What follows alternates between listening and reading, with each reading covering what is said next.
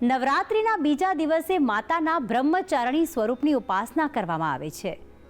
માતા બ્રહ્મચારિણી તપ, સાધના અને જ્ઞાનનું પ્રતીક માનવામાં આવે છે. માન્યતા છે કે માતાની આરાધનાથી ભક્તોને વિદ્યા, જ્ઞાન અને શક્તિના આશીર્વાદ પ્રાપ્ત થાય છે. તો આજના દિવસે માતાજીનું કઈ સામગ્રીથી કરવું પૂજન, કયા મંત્રનો કરવો જાપ, આવો જાણીએ ગુરુજી પ્રફુલભાઈ પંડ્યા પાસેથી. જયંતી મંગલા કાલી ભદ્રકાલી કપાલિની દુર્ગાક્ષમા શિવા દાત્રી સ્વાહા સ્વધા નમોસ્તુતે. જય ભગવાન મિત્રો, હું છું પ્રફુલભાઈ પંડ્યા. ભક્તિ સંદેશ કાર્યક્રમની અંદર આપનું સ્વાગત છે. દર્શક મિત્રો, આજે વાત કરવી છે નવરાત્રિના બીજું નોરતું દ્વિતીયમ બ્રહ્મચારિણી. બીજા નોરતાના દિવસમાં બ્રહ્મચારી દેવીની આરાધના કરવામાં આવે છે. મા ભગવતીનું આ સ્વરૂપ જે છે, જેને બ્રહ્મચારિણી કેમ કહેવામાં આવે છે, આ દેવીના પૂજન કરવાથી શું થાય છે લાભ, આજના દિવસે તમારે કેવા કરવા ઉપાય, સંપૂર્ણ જાણકારી આજના કાર્યક્રમમાં હું તમને જણાવવાનો છું. એવું કહેવાય છે કે આદ્ય શક્તિનું જે વિદ્યા પ્રાપ્તિ માટેનું જે શ્રેષ્ઠ સ્વરૂપ છે, જેને બ્રહ્મચારિણી કહેવામાં આવે છે. નાના બાળકો માટે આ દેવી વિદ્યાની પ્રાપ્તિ કરાવે છે. હવે રહી વાત, શાસ્ત્ર એવું કહે છે કે આ દેવીનું નામ બ્રહ્મચારિણી કેમ પડ્યું. એવું કહેવાય છે કે ભગવાન શિવજીને પ્રાપ્ત કરવા માટે મા ભગવતીએ જ્યારે બ્રહ્મચર્યનું પાલન કરી અને કઠોર સાધના અને ઉપાસના કરી હતી, અને તે સ્વરૂપને શાસ્ત્રમાં, સંસ્કૃતમાં બ્રહ્મચારિણી દેવી તરીકે નામ આપવામાં આવ્યું છે. આ દેવીનું બીજું સ્વરૂપ એક બ્રહ્મચારિણી કહેવામાં આવે છે અને બીજું ઉમિયા દેવી પણ કહેવામાં આવે છે. આ દેવીની ઉપાસના કરવાથી બાળકોને જ્ઞાનની પ્રાપ્તિ થાય છે, વિદ્યાની પ્રાપ્તિ થાય છે, બળની પ્રાપ્તિ થાય છે, મેધાવૃત્તિ થાય છે અને બ્રહ્મ શક્તિ પણ પ્રાપ્ત થાય છે. બીજું શાસ્ત્ર એવું પણ કહે છે કે આ દેવીમાં બ્રહ્મ શક્તિ સમાયેલી છે. જ્યારે બ્રહ્માજીએ સૃષ્ટિનું સર્જન કરવાનું ચાલુ કર્યું, ત્યારે એવું કહેવાય છે કે પ્રથમ પુરુષ એટલે એવું કહેવાય છે કે મનુ, અને એને મનુ દ્વારા પૃથ્વીનું સર્જન કરવાનું ચાલુ કર્યું, પૃથ્વીનો વિકાસ કરવાનું ચાલુ કર્યું. પણ સ્ત્રી શક્તિ વગર પૃથ્વીનો વિકાસ ન થઈ શકે. ત્યારે બ્રહ્માજી સ્વયં આ દેવીની આરાધના કરી, અને આરાધનાથી આ દેવીના વરદાનથી એવું કહેવાય સ્ત્રી શક્તિની ઉત્પત્તિ થઈ, અને સ્ત્રી શક્તિ દ્વારા એવું કહેવાય છે કે સૃષ્ટિનો વિકાસ થયો છે. એટલે આપણે બધા ખાસ કરીને બહેનોને શક્તિ કહેવામાં આવે છે. બહેનોને ખાસ કરીને આદ્ય શક્તિનું સ્વરૂપ માનવામાં આવે છે. નાની દીકરીને પણ જગદંબાનું સ્વરૂપ માનવામાં આવે છે. કંઈ પણ સારું કામ કરીએ ત્યારે કુવાસીના હાથે કરાવવાનું કારણ એ છે કે શક્તિથી સૌ દેવ પૂજાયા. શક્તિ દ્વારા કોઈ પણ સારા કામની શરૂઆત કરો છો તો એ કાર્ય શુભ બની જાય છે. સાથે સાથે એવું કહેવાય છે કે આ દેવીની આરાધના જો આજના દિવસે તમે તમારા ઘરની અંદર જો આ દેવીની આરાધના કરો છો તો એનાથી એ ઘરનું વાતાવરણ શુદ્ધ બને છે અને બાળકોને સારી વિદ્યાની પ્રાપ્તિ પણ થાય છે. અને ખાસ કરીને જે સાયન્સના વિદ્યાર્થીઓ હોય એ લોકોએ તો ખાસ કરીને આ દેવીનો આ મંત્રની એક માલા તો ચોક્કસ કરવી. આ દેવીને કઈ વસ્તુ પ્રિય છે તો આ દેવીને ખાસ કરીને શ્વેત ચંદન, સફેદ ચંદન જો તમારી પાસે હોય તો આ દેવીના મૂર્તિ અથવા યંત્ર ઉપર શ્વેત ચંદન લગાવવું. તમને મનમાં પ્રશ્ન થાય કે શાસ્ત્રીજી અમારી પાસે બ્રહ્મચારી દેવીની મૂર્તિ નથી. બ્રહ્મચારી દેવીની કોઈ મૂર્તિ ના હોય, પણ આદ્ય શક્તિ અંબાજીની મૂર્તિ અથવા તમારા કુળદેવીની મૂર્તિ, એની અંદર તમે આ દેવીની શક્તિની પૂજા કરી શકો છો. કેમકે એ જ આ શક્તિ છે. શક્તિ એક છે, એમાંથી અનેક શક્તિઓ બની.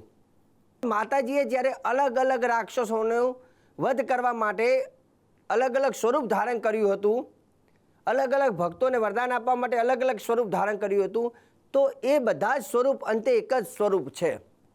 અંબાજીનું સ્વરૂપની તમે પૂજા કરો એટલે તમારા કુળદેવીની અથવા તમારા કુળદેવીને જે તમે વર્ષોથી માનતા હોય એ દેવીની તમે આરાધના કરો તો એ અંતે બધું એક જ છે. એટલે અહીંયા કોઈ ભેદભાવ રાખ્યા વગર તમારી પાસે ચામુંડ માતા હોય કે કાલી માતા હોય કે લક્ષ્મીજી હોય, જે તમે વર્ષોથી દેવીને પૂજતા આવતા હોય એ દેવીને તમે પૂજન કરી શકો. નવદુર્ગાનું સ્વરૂપ જ ગણવાનું, એ જ સ્વરૂપને પૂજા કરો. અને જેને પોતાના કુળદેવીનું નામ યાદ ન હોય તો તમે આદ્ય શક્તિ જગદંબાની પૂજા કરશો, યંત્ર સ્વરૂપ કે મૂર્તિ સ્વરૂપ, તો પણ ચાલે છે. બીજા નોરતાના દિવસે તમે જો આ મંત્રનો ઉપયોગ કરવાનો છે.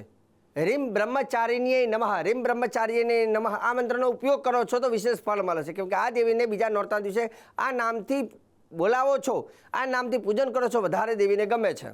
એટલે શાસ્ત્ર કહે છે કે જે દેવીનું જે સ્વરૂપ હોય તે સ્વરૂપનો મંત્ર એ દિવસે એનો ઉપયોગ કરવો. તો આજના દિવસે તમે જો દેવીને પૂજન કરવા માંગતા હોય તો રીમ બ્રહ્મચારિણીએ નમઃ મંત્રથી દેવીને શ્વેત ચંદન, સફેદ ચંદન દેવીને અર્પણ કરો. તેનો મતલબ એવો નથી કે તમે કંકુ ના અર્પણ કરી શકો. કંકુ અર્પણ કરી શકાય.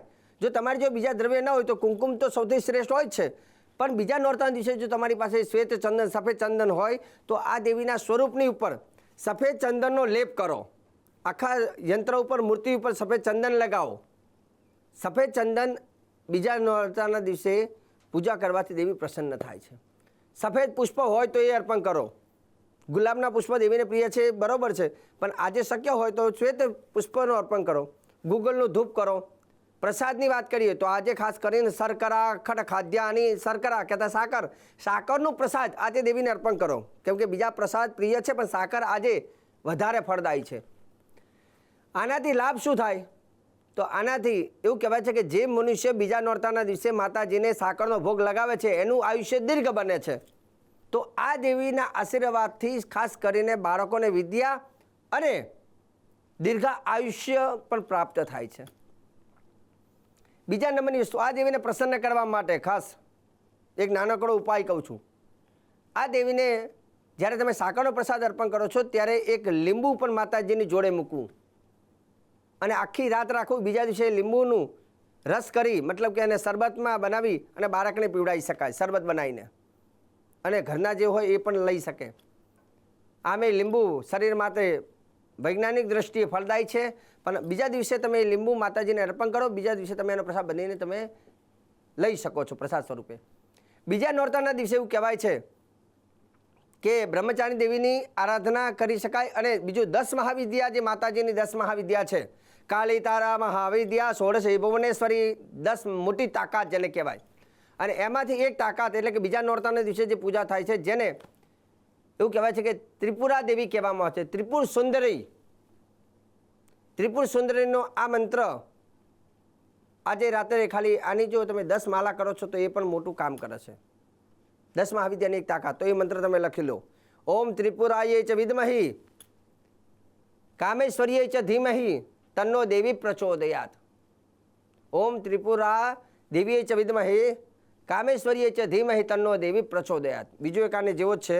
ઓમ ત્રિપુરા દેવીય ચ વિદ્મહે ક્લીમ કામેશ્વરીય ચ ધીમહિ તન્નો દેવી પ્રચોદયાત. બંનેનો ઉપયોગ કરી શકાય. એનાથી આગળ વાત કરીએ, નાની બાલિકાની પૂજન કરવું હોય તો આજના દિવસે 3 વર્ષની જે દીકરી હોય, જેની ઉંમર 3 વર્ષ થઈ ગઈ હોય, 4થું વર્ષ પ્રારંભ થયું હોય, તો એ 3 વર્ષ દેવીની આજે પૂજન કરવાથી બહુ વધારે લાભ થાય છે, જેને ત્રિમૂર્તિ તરીકે કહેવામાં આવે છે. ત્રિમૂર્તિ એટલે બ્રહ્મા, વિષ્ણુ અને મહેશની જે 3 શક્તિ છે, એ 3 શક્તિ એકત્ર થાય, એક સ્વરૂપ જે બને, જેને ત્રિમૂર્તિ કહેવામાં આવે છે. તો નાની દીકરીની જો આજે પૂજા કરવી હોય તો નાની દીકરીને બાજર ઉપર બેસાડી અને બંને પગ એક પાત્રની અંદર લઈ પગને ધોઈ શુદ્ધ કરી, પગની ઉપર ચાંદલો કરી, દીકરીના ભાગ્યમાં ચાંદલો કરી, એને કંઈક મીઠાઈ જમાડો, એને ફૂલનો હાર પહેરાવો, એને ખાસ કરીને ગિફ્ટની કંઈક એવી વસ્તુ આપો જે દીકરી ખુશ થઈ જાય. અને એ વખતે એને પગે લાગી ઓમ ત્રિમૂર્તયે નમઃ, કાં તો ઓમ ત્રિમૂર્તયે નમઃ, કાં તો ત્રિમૂર્તયે નમઃ બોલી અને એને પગે લાગો ને એનો હાથ તમારા માથા ઉપર મુકાવો. આ કરાવવાથી પણ એવું કહેવાય છે કે બાલા ત્રિપુર સુંદરી, એવું કહેવાય છે કે એના આશીર્વાદ બહુ મોટા કામ કરે છે. આજે દર્શક મિત્રો ખાસ કરીને બીજા નોરતાનો મહિમા, એનો મંત્ર, એનો જપ, એનો પ્રસાદ વગેરેની વાત કરી છે. અને આગળ પણ એટલે કે આવતીકાલે 3જા નોરતાનો મહિમા પણ હું કહીશ. આજે સરસ મજાની જાણકારી આપી છે. આગળ પણ આપતો રહીશ. કાર્યક્રમ જોવાનું ચૂકતા નહીં. મને આપી દો રજા.